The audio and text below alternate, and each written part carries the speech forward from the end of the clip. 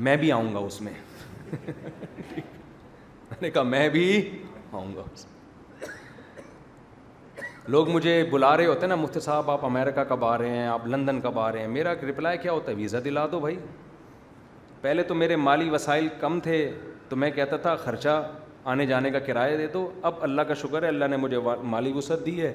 अब मैं कहता हूँ किराया मैं खुद ही कर लूँगा, वीज़ा दिलाना किसकी ज़िम्मेदारी है। ये बड़ा लंबा चौड़ा टेंशन वाला काम है, वीज़ों के लिए एम्बेसी जाना हो भाई, ये सारा प्रोसेस करके दे दो तो हम पहुँच जाएंगे, जहाँ बोलोगे आ जाएंगे। इंडिया वाले बहुत कह रहे होते हैं इंडिया कब आ रहे हैं, अबे भाई वीज़ा दिला दो, मैं कल इंशाल्लाह इंडिया का टिकट करा के, मुझे तो बहुत शौक़ है इंडिया जाने का। इंडिया तो हमारा आबाई वतन है। सबसे ज़्यादा शौक़ मक्का मदीना के बाद अल्हम्दुलिल्लाह इंडिया का है हमें। अपने बाप दादा की कब्रें देखें, अपने बाप दादा के घर देखें, अपना कल्चर देखें, हमारा तो पूरा ख़ानदान वहाँ आबाद था। तो इसलिए बदगुमानियाँ बदगुमानियाँ बदगुमानियाँ बदगुमानियाँ।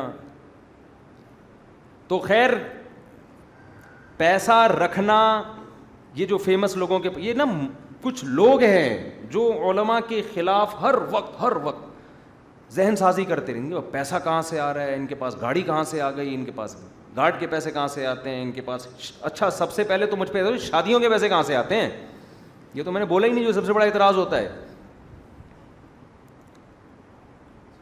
देखो शादियों के पैसे कहाँ से आते हैं, ये जिम्मेदारी उसकी है जिसको मैं शादी का पैगाम भेजूँ। लड़की का बाप पूछेगा बेटा तू पालेगा कैसे, ये उसका है ना, क्या ख्याल है, तो उनको मैं मुतमईन कर देता हूँ, तभी हो गई। सही है ना, उनको मैं बता देता हूँ जी यहाँ से, वो फिर जाहिर है वो इंक्वायरी भी करेंगे, कैसे तो नहीं चंदों के पैसों से शादी हो रही। और वो मुतमईन होंगे तो ठीक है, नहीं होंगे तो उनकी मर्जी।